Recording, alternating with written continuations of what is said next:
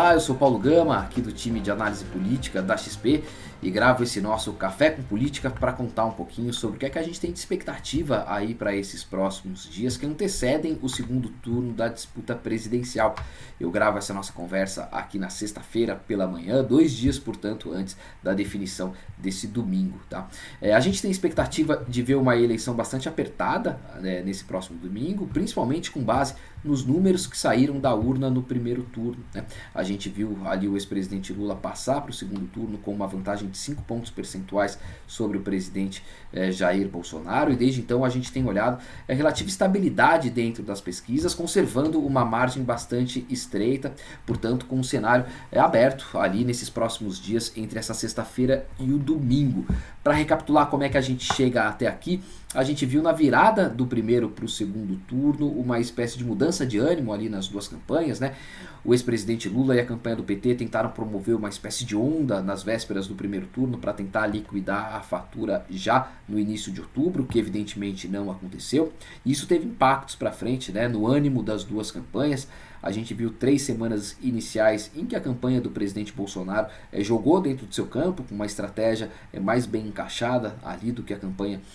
do ex-presidente. A gente viu a discussão enveredando por temas que são mais caros, mais afeitos à campanha do presidente Bolsonaro. Caso, por exemplo, da temática dos costumes, a campanha do ex-presidente Lula chegou a divulgar uma carta aos evangélicos para tentar se contrapor a isso, mas o fato é que essas 3 primeiras semanas estavam sendo jogadas num campo que favorecia mais o presidente Bolsonaro do que o ex-presidente Lula. Portanto, a partir ali, ainda que a distância que o Lula precisasse percorrer para chegar aos 50% dos votos a partir do resultado das urnas fosse menor do que a distância do Bolsonaro, a gente entrava nessa última semana de disputa com um cenário relativamente aberto por conta desse desempenho, desse ânimo melhor da campanha governista, tá? Acho que 2 episódios recentes precisam ser mencionados, que acabaram por mitigar um pouquinho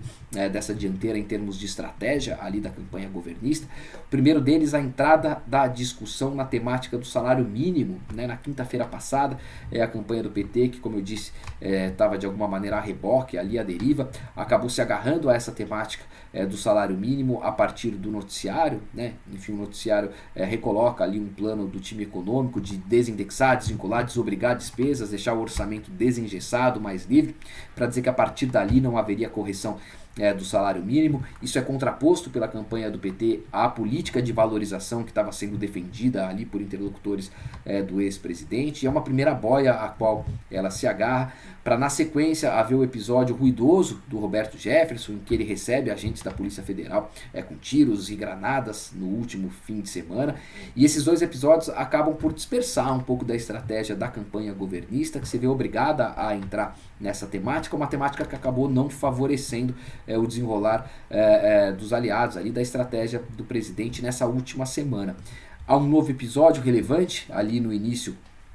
dessa semana, na segunda-feira, quando a campanha do presidente Bolsonaro anuncia ali ter colhido elementos que permitiam dizer que 154 mil inserções de rádios não foram veiculadas em emissoras do Norte e do Nordeste. Apresenta esse argumento, mas ele é desprezado pela Justiça Eleitoral, né, que diz não ver elementos de prova para isso, e nega então prosseguimento a essa ação. Mas ali a gente já está falando da quarta-feira, 3 dias, portanto, de perda de foco e em que não se discutiu temas que foram discutidos nessas 3 primeiras semanas ali, que acabaram por dispersar um pouco das energias ali da campanha governista. Mas ainda assim a gente chega nessa sexta-feira com as pesquisas dando abertura ali de 2 ou 3 pontos, de 4 pontos, 6 pontos, mas como a gente está tratando ali de um tentar tomar voto do outro, de 2 pontos para lá, 2 pontos para cá, o que permite ali esse cenário de relativa abertura entre hoje e o domingo. Lembrando que a gente tem nessa sexta-feira à noite um evento relevante, que é o debate da TV Globo, que tende a impactar ali, ou pelo menos trazer uma atenção forte como elemento de definição de voto para o sábado, a partir do que for discutido no debate, tá? Então, com esse cenário de abertura, acho que o mercado olha bastante para sinais que podem ser dados pelas duas pelas duas candidaturas a respeito de definição de time e de política econômica, e nesse sentido é relevante mencionar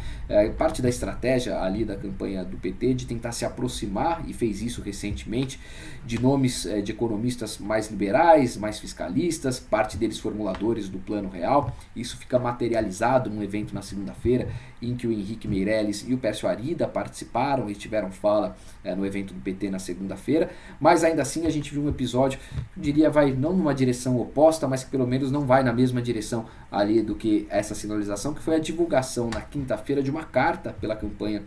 do PT, elencando ali alguns pontos de promessas e de programas que seriam implementados a partir de 2023 em caso de vitória do ex-presidente Lula. É uma série, um compilado ali de propostas que já haviam sido colocadas na mesa, e chama a atenção a menção vaga e a menção superficial às questões fiscais que o mercado, enfim, que o setor produtivo de maneira geral olham tanto, né? Então, dentro da própria campanha do PT ali houve um pouco de dúvida, um pouco de ceticismo sobre a validade, sobre a mensagem que a carta transmitia, porque não é uma carta direcionada ao eleitor em geral, é uma carta que vai ser lida por formadores de opinião, pelo mercado, pelo setor industrial, e a grande preocupação que esse grupo tem é justamente sobre a sustentação, né? A sustentabilidade dessas promessas todas, e o que seria colocado, que poderia ter sido atestado ali a partir de uma discussão mais profunda sobre regime fiscal e sobre orçamento, o que não aparece essa parte da carta, ainda que haja uma sinalização diferente da que tem sido dada pelo ex-presidente Lula sobre revogação do teto e tudo mais, mas a discussão é muito pouco detalhada, tratando ali meio de maneira superficial dessas questões. Por isso que o mercado, quando soube da carta, melhorou, mas na sequência voltou tudo por não ter visto na própria carta ali os elementos que sustentavam essa ideia, né, de um grande aceno, a responsabilidade fiscal e tudo mais. Ponto relevante para a gente acompanhar também, né, entre hoje e domingo, e na sequência principalmente do segundo turno, em caso de eventual vitória do ex-presidente Lula, tá?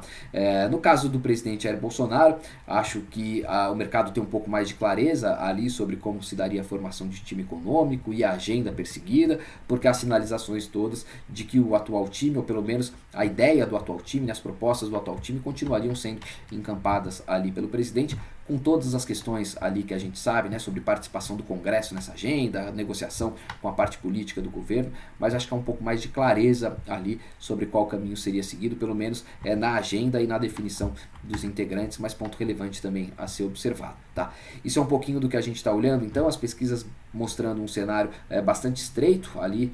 para o segundo turno no domingo, não só as pesquisas, mas o resultado da urna do primeiro turno indica também essa distância bastante pequena ali para o domingo, e as sinalizações dadas de lado a lado pelas duas campanhas sobre eventual agenda econômica em caso de vitória são os pontos mais relevantes que a gente tem para observar ainda entre hoje e o domingo, e na sequência, evidentemente, sobre formação de time e definições mais claras sobre essa agenda econômica. É isso, eu fico por aqui e a gente volta na próxima sexta-feira com o resultado da eleição e as implicações disso para os mercados. Até lá!